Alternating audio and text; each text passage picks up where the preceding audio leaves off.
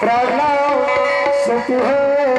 आग लागे ये चौथा पर में चढ़ हिलाव लागे दिन दिन कर बंधु भाई को ही अपना रूप खिलाई बन लता खिला रेसा मिला हंसती चलो अब अपना महल भवन का आराम करवाएं सिपाही को बुलाओ और नौरी राय को बुलाओ